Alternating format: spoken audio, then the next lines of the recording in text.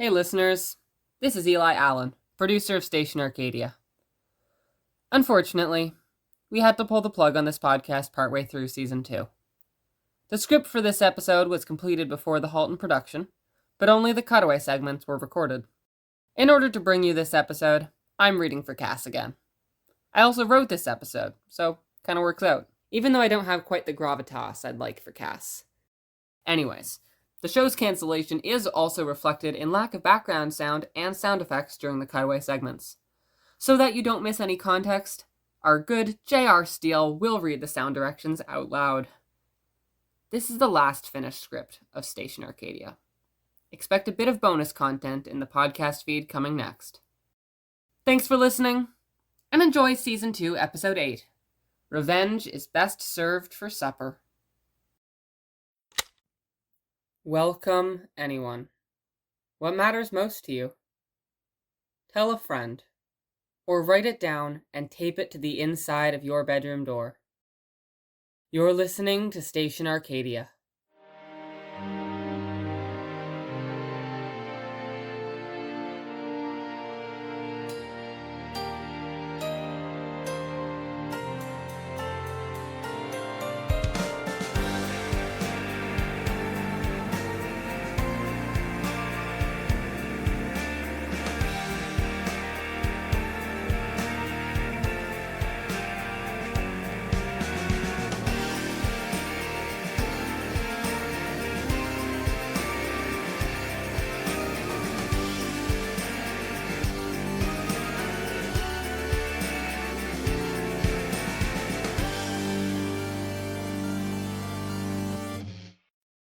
The rain has stopped. When I went outside this morning, I could feel the sun on my skin. And most of our crops made it through the monsoon. And of course, the station did not flood, not even a microbit. But I suspect you knew that already. Let me tell you, Joe was not pleased about that little stunt. For anyone just tuning in, my dear friend Zed tricked me at the end of our last broadcast into running off towards a completely imaginary emergency, leaving the radio in her hands. Which, of course, she used as an opportunity to share what I imagine was a very exaggerated retelling of some embarrassing things I've done. But, see, the problem is, she's not telling me which one. If any of you listened last time and are able to fill me in, just keep your radios tuned and hopefully Arcadia will be able to patch you through. But if the story was about a kitchen cupboard fixing incident, that one was actually Joe's idea and I was just following his instructions. Just saying. Anyways, today we'll start with the story. Ready, Arcadia? Let's get to it.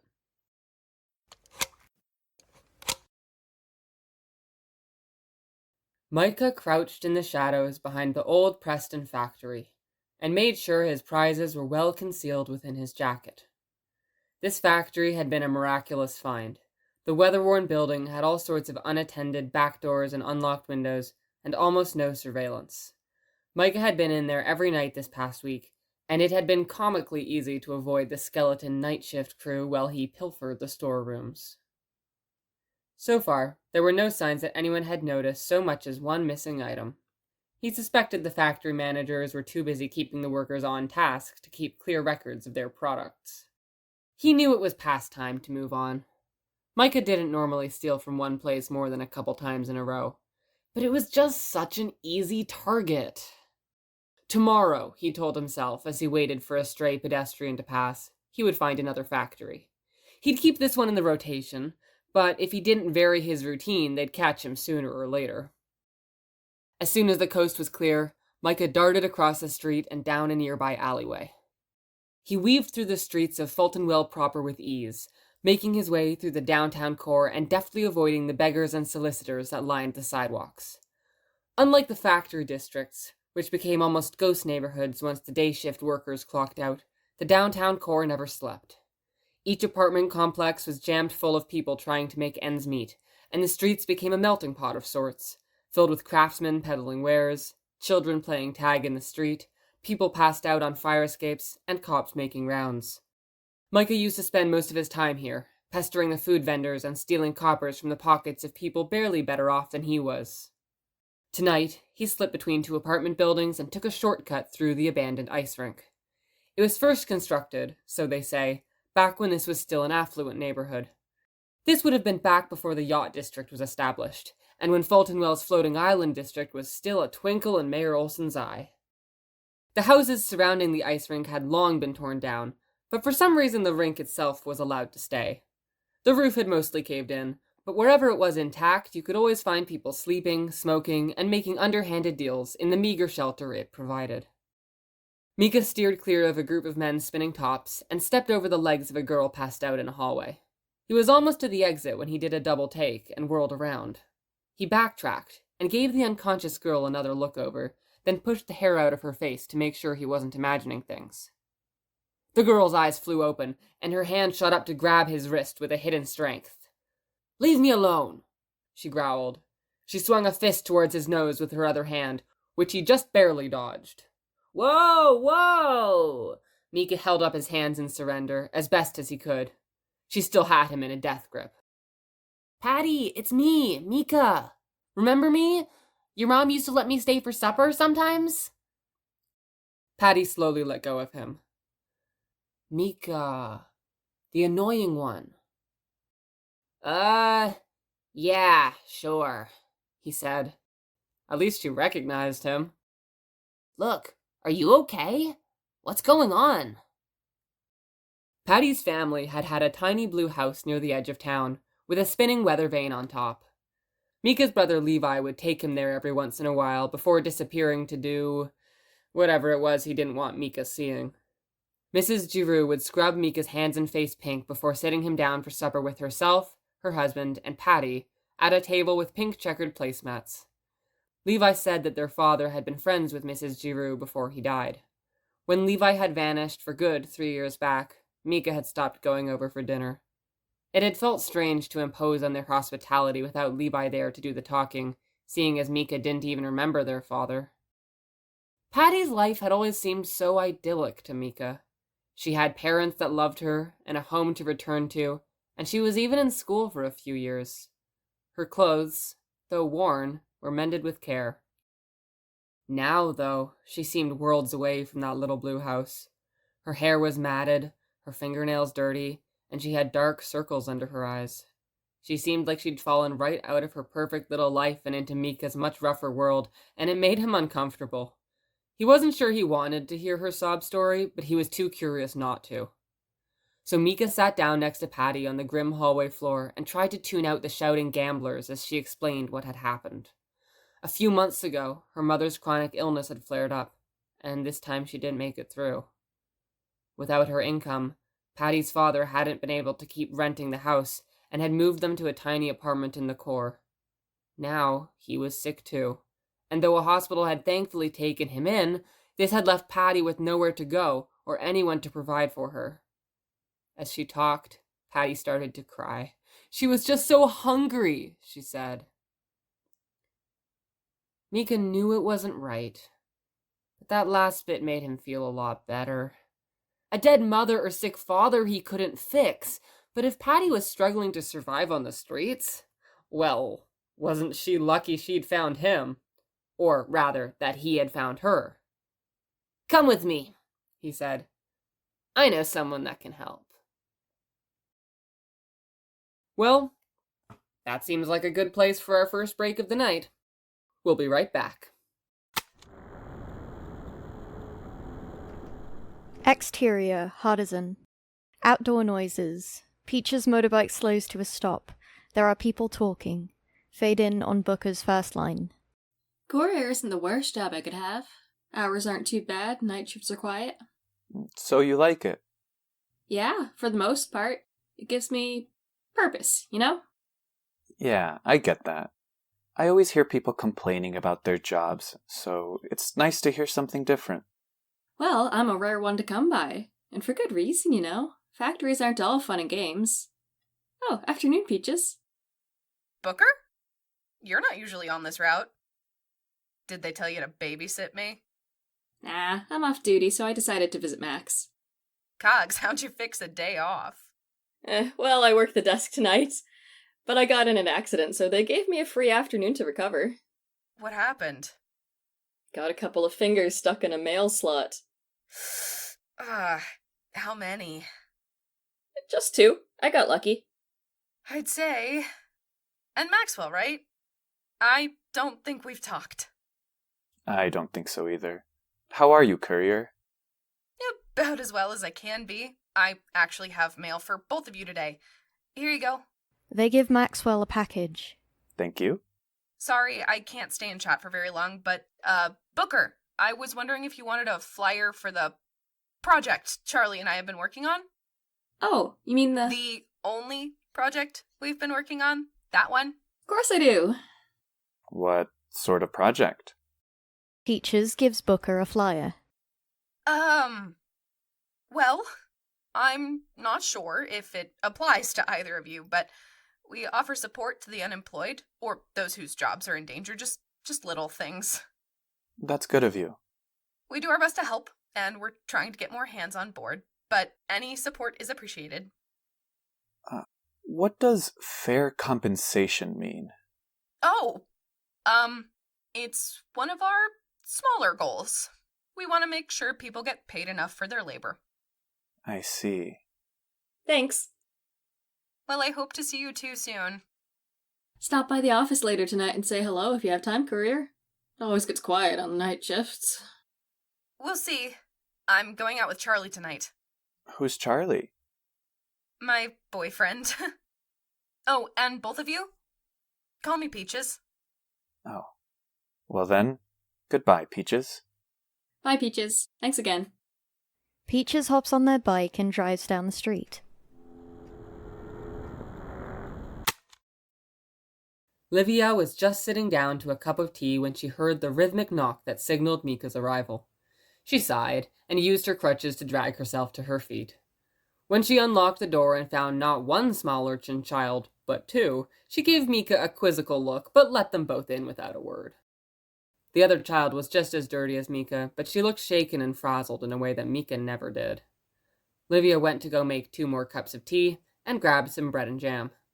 Mika explained Patty's situation to Livia, and as he talked, he pulled his stolen trinkets from his jacket and laid them in a tidy row on her table.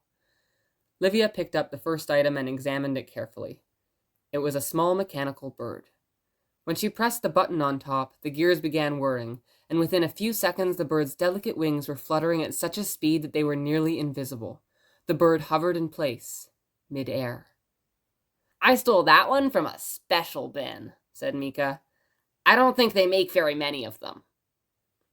It would take some discretion to sell, but over the 3 months since Mika had started bringing her stolen factory goods, Livia had gotten quite good at discretion. She could probably get half a month's rent out of the small toy, if she found the right buyer. When she voiced that thought out loud, Mika whooped, and the girl's eyes went wide. "That much?" she said, stunned. "Mika, why do you have that? Where did you get it? Can you get more?" Livia would have loved nothing more than to wrap Patty up in a blanket and keep her safe. But she had already lost her 3 daughters and knew all too acutely that safety was a pipe dream. She couldn't shield this child from the world, or even bring herself to try. But that didn't mean she couldn't still help her. She'd helped Mika, after all. Or, rather, they helped each other. "Patty, how stealthy are you?" Patty assured Livia of her top-tier sneakiness. Livia wasn't sure she was doing the right thing, bringing another child into this. But it was probably one of Patty's better options. So, she outlined her offer. Patty reached out her little hand to shake on it. And that was the start. "That was quick. Arcadia is already bugging me to check back in with Peaches. Hopefully that just means this is a good stopping point, and not that anything's going wrong over there. We'd better scan that file. I have some thoughts on this story, but I'll save them for after." Outdoor sounds. Maybe a park of some kind. Not a pretty-looking park, but a park. A communal public area. And I'm worried about our resources. We might need to find a different base of operations, especially since we still don't know how Kass was able to hear us in my office. Yeah, it'd be good to find somewhere more secure. We also need people, though. I talked to the guy Eshe told me about, Maxwell. He's on my route. I wasn't really sure if I wanted to give him a flyer, though. What do you think? I don't think it's a bad idea. Really? I mean, Eshe said she liked him. And you know I trust her judgment.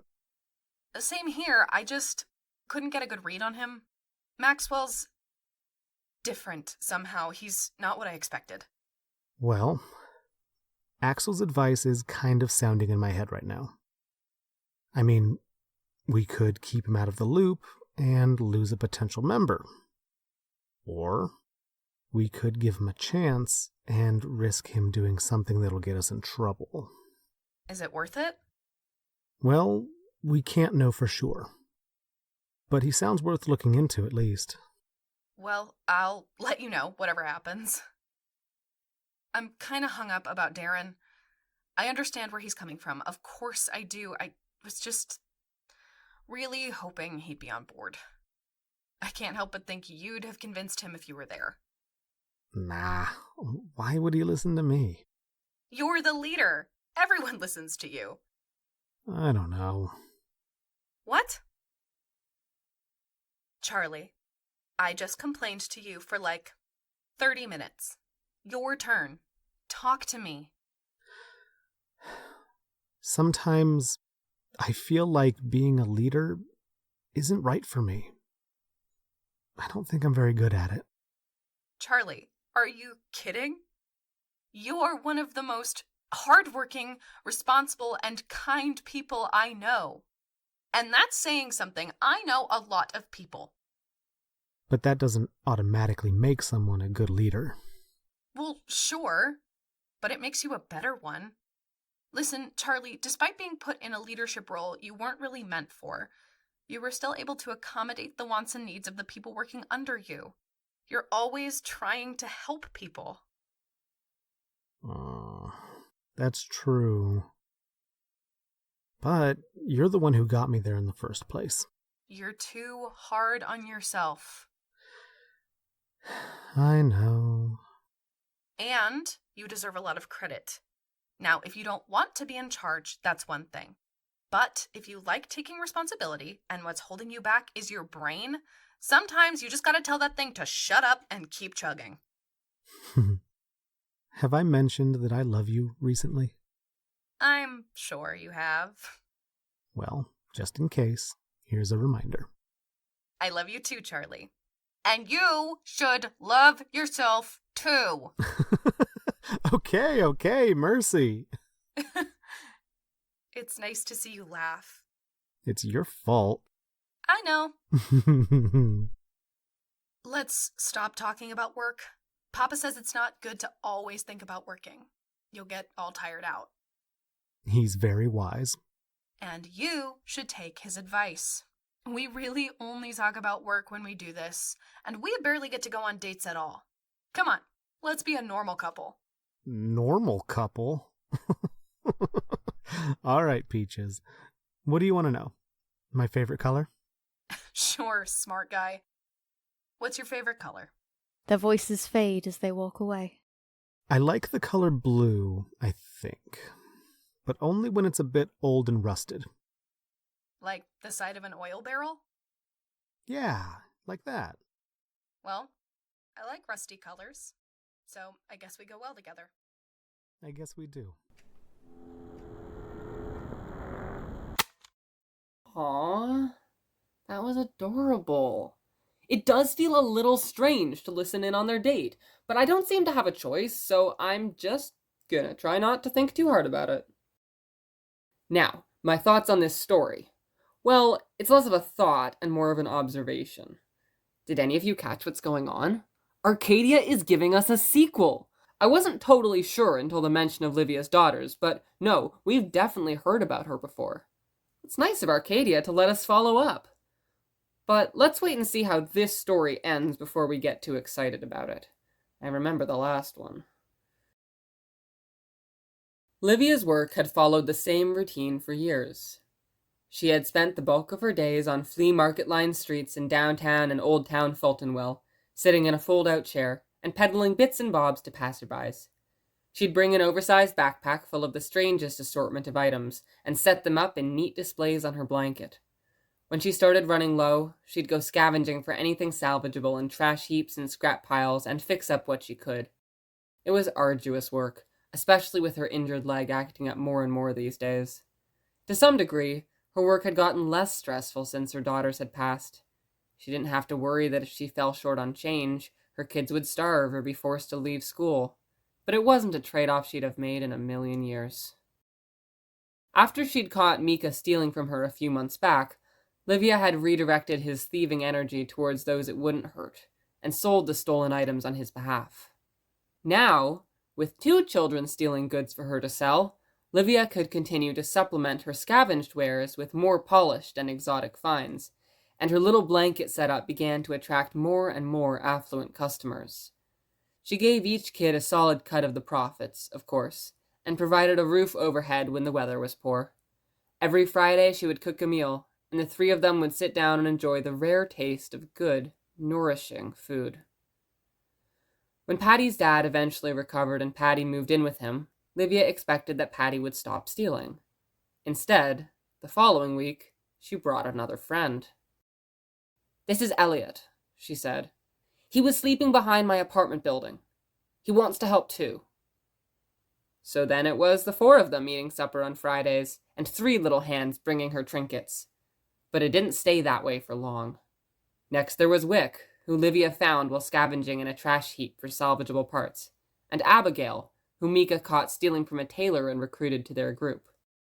Livia was always very clear that they were to steal from factories, and not other street vendors or anyone that might actually be hurt. She was pretty sure that some of them also pinched from rich toffs in the yacht district, but as long as they obeyed the spirit of her orders, she didn't mind. It was a bit riskier, that was all. With all the kids bringing her their stolen findings, Livia was able to stop scavenging scrap heaps and fully devote herself to selling. She would still knit the wire mats her makeshift store used to be known for, but it was now a downtime hobby to keep her busy between lucrative deals, instead of a craft born from desperation. Word of Livia's business began to spread, both among the customers that frequented the flea markets of the city and among the street children of Fultonwell. Before long, Livia had a small army of young helpers on her side. They ranged widely in terms of age and ability, but whatever they brought her, Livia would do her best to sell. In exchange, she'd give them a percentage of the earnings and a promise of care and shelter when they needed it. Occasionally, strangers would come to Livia for medicine or a warm meal, people who weren't part of her usual group and didn't feel confident stealing, and Livia would enlist their services in other ways. She would ask them to look after a sick 9-year-old, teach some of the street kids to read, or mend clothing for those that needed it. Every day, before she even opened her eyes, Livia thought of her own daughters, all lost to factory accidents. Annie, Cara, and Maleta. She imagined each of their little faces in turn, conjured to mind their smiles and laughter. She felt at once blessed to have those memories, and like each memory was thorn-lined inside of her, tearing at her insides. She went about her days bleeding internally, inhabited by that unhealable grief wherever she went. And below all the pain, simmering under her sternum, there was always rage. The city had stolen her children, snatched them from her arms too soon, and treated them as disposable pieces. She would never forgive, never forget. Every day, she let that love-fueled rage carry her forwards. She let the depths of her pain inform the depths of her kindness she bestowed upon others. She let her anger fuel each step, each word, as she stole by proxy from the very institutions that had robbed her. With every coin that passed through her hands, she thought, "I do it for them, for the memory of her daughters, and for the current lives of the children she watched over." It wasn't a perfect system. Some days, the cops harassed her, and she could sell nothing until the attention blew over. They could never prove that she hadn't found all her wares in trash heaps, or bought them from other vendors. But one day they might. Some days, a child would get caught. She would hear through the grapevine that they were arrested. Sometimes they would just disappear, and some sick children didn't get better. But every Friday, Livia would close up shop early. Elliot and Patty would come by with bulging bags full of groceries, and Mika would help her cook up a feast. Gone were the years of subsisting on scraps and water, of stretching odd ends of food for days. Around 7 p.m., the house would fill with young faces, and Livia would greet each in turn and scrub their hands and face clean. Then they'd all sit down together and eat. Listeners, I hope this story brightened your day even a little bit, because it certainly helped brush some stubborn dark cobwebs off of mine. Wait, are cobwebs dark colored? Are they all the same color, or are some different? Or wait, does it depend on the spider? I feel like it probably depends on the spider. I think I saw white cobwebs in a children's book once. But those were also really old ones, so maybe the web color, fades over time? There are next to no spiders in Talsorian cities, so my first encounters with them and their webs were shortly after I wound up at the station. That was a difficult period. Trying to navigate the world blind for the first time was challenging, to say the least, especially on top of already existing and recently exacerbated mental health struggles.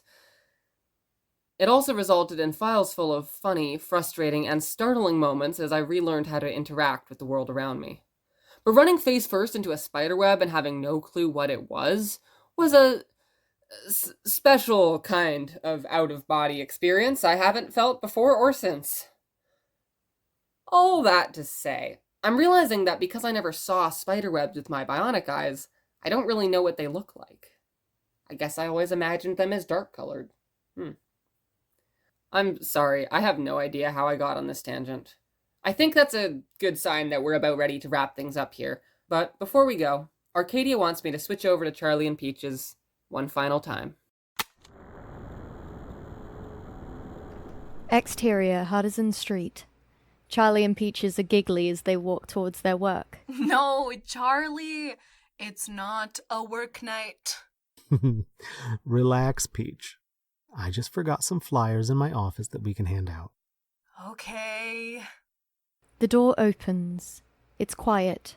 There are a few people filing things and walking around, but not much else is going on. Good evening. Hey, Booker. Hey, guys. How's your shift? You seem somber. Yeah, but don't say it too loud. He might hear you. Who? Dryden. If there's one person who can make a night shift worse, it's him. And, he wanted to see you, Charlie. I think he's in your office. Thanks for letting me know, Booker. Mm-hmm. Good luck. I wasn't even going to come in tonight. Weird coincidence, I guess. Let's go see what this guy wants. Gotta get into work mode. Peaches chuckles. Charlie opens the door to his office. Can I help you, sir? Ah, Mr. Fowler. He rustles some papers. Well, this is convenient. I didn't think I'd see you until tomorrow. Could we have a chat? In private? Courier Marks, please wait outside. But... Courier. A pause. Peaches leaves. Charlie closes the door. Have a seat, Mr. Fowler. I'd prefer to stand, sir. Suit yourself. Mr. Fowler, my name is Abraham Dryden. I'm one of the regional managers. I'm sure you've heard my name. I have, sir. It's a pleasure to meet you. I heard something very interesting about some of your employees today, one in particular, actually. I'd be interested to know what you heard. I may have already handled it. The flyers are dropped onto the desk. Courier Marks was said to be delivering these along their route. They were found by another courier and reported this afternoon. May I ask who reported it? That timid little redhead girl. Can't remember her name. I thought it important that the supervisor of this branch be made aware of it, but I found these already on your desk. I hope I wasted my time coming here, and you are bringing courier marks in to deliver consequence. If not, I've been sent to do it myself. These are mine.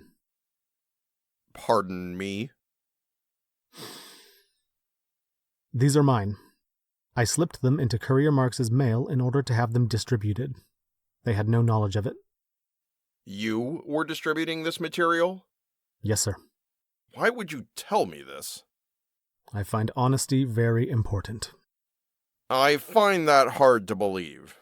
Did you not just admit that you lied to Courier Marks? Sometimes lies are an unfortunate necessity. Tisk tisk, Mr. Fowler. This does not look good for you. I understand. Then you understand the consequence that you're accepting as well. I do. What do you have to gain from taking the fall for this worker, Mr. Fowler? Absolutely nothing, sir. I'm not taking the fall for anyone. I'm taking responsibility for my own actions. I could ask the recipients of the flyers on the route. They would tell me Courier Marks had more to do with this. You could. And they wouldn't say anything because Courier Marks was not aware of it. Then you're fired, Mr. Fowler. With no paycheck. Clear out by tomorrow. All right. I'll be back later tonight to pick up my things. Charlie opens the door. You do understand that if you leave now, you will not be getting a reference. This is your last chance to tell the truth, Fowler. Your job is on the line. I don't have a job anymore. Good night, Mr. Dryden. Charlie closes the door. That took a turn. Ghosts in the streets. I have no clue what this will mean for Charlie and Peaches going forwards. I'm going to try and hold off from catastrophizing until I can talk with them, but this can't be good. This really was such a pleasant broadcast up until now that my circuits are firing double time to try and put a positive spin on things. Like, I suppose it could have been worse. They could have both been fired or imprisoned. And that didn't happen. So, you know what? I'm just going to leave it be. Charlie got fired, and that sucks. It doesn't cancel out the cuteness of their date, or the bittersweet, feel-good ending of Livia's story. They're separate. We can appreciate good moments without turning it into a game of addition and subtraction. Take everything you're grateful for, and treat it like a pet cat, or dog, or some other fuzzy thing. Let it give you comfort and strength, but don't try to pit it against the monsters in the shadows. When you're done burying your nose in its fur, you'll be strong enough to face the monsters yourself. As always, stay safe, stay moving, and stick close. You've been listening to Station Arcadia.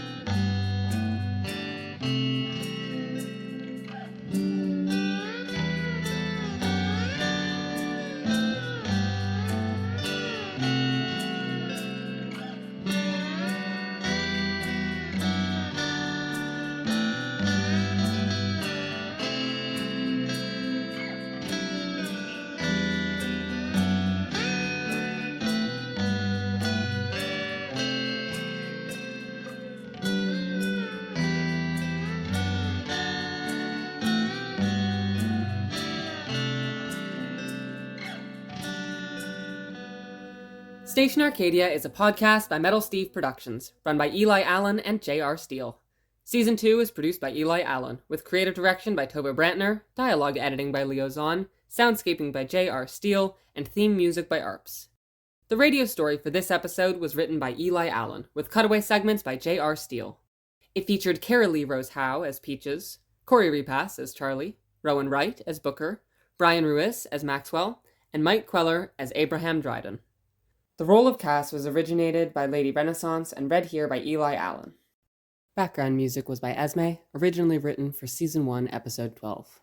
Station Arcadia is licensed under a Creative Commons Attribution Non-Commercial Share-alike 4.0 International License.